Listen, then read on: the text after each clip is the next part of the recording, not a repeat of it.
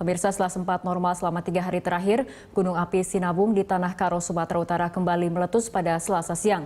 Pada letusan hari ini, Gunung Sinabung meluncurkan awan panas yang disertai lava pijar sejauh 4,5 km.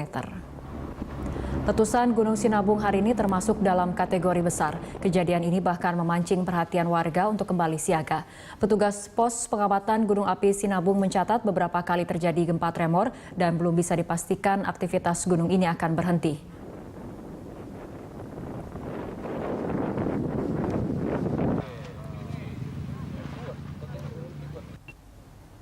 Masih ini ya, dari kubah itu masih kurang masih terjadi ya. Jadi setelah istirahat kira-kira 3 hari kemarin hampir enggak ada itu ya awan panas dari tanggal 17 dan tanggal 20 mulai terjadi lagi, dan pagi ini ya dari jam 06 sampai jam 12 ini sudah kira-kira 6 kali ya, dan dari kubah lava yang sudah menjadi awan panas sejauh